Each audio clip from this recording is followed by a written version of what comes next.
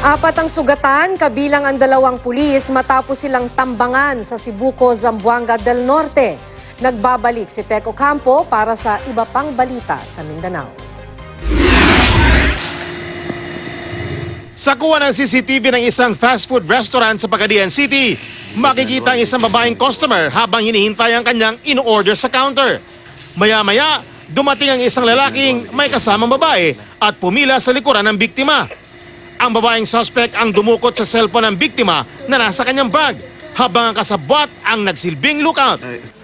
Ang hindi nila alam, nagmamasid pala ang ilang tauhan ng restaurant kaya't nahuli ang 2 suspect. Dinala sila sa estasyon ng pulisya. Aminado naman sila sa kanilang ginawa. Hindi bababa sa 4 ang sugatan sa pananambang sa Sibuco, Zamboanga del Norte. Kabilang rito ang 2 pulis. Base sa investigasyon ng mga otoridad, pabalik mula sa pagpapatrolya sa Barangay Santo Niño ang mga pulis nang bigla silang paputukan ng mga hindi pa nakikilalang salarin.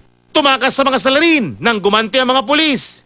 Inaalam ngayon ang pagkakakilanlan ng mga suspect at ang kanilang motibo. Sa Zamboanga City, sugatan ng 2 lalaki sa pagsabog sa isang bakanting lote. Kabilang sa kanila ang isang bumbero. Base sa investigasyon, rumesponde sa lugar ang biktima dahil sa ulat na may sunog. Habang inaapula ito, biglang may sumabog. Ayon sa bomb squad, aalamin nila kung ano ang sumabog, pero posibleng bomba raw ito na naiwan sa lugar nang sumalakay ang MNLF noong September 2013. Sa Coronadal City, nasunog ang bahay ng isang barangay kagawad. Ayon sa kapitbahay ng kagawad, napansin niyang may usok na lumabas mula sa terrace ng bahay. Agad siyang tumawag ng bumbero. Nagtulong-tulong din ang mga residente para mapula ang sunog na tumagal ng halos 1 oras. Base sa investigasyon ng BFP, problema sa linya ng kuryente ang sanhi ng sunog. Wala namang nasugatan. Yan ang mga balita sa Mindanao. Tek Ocampo reporting.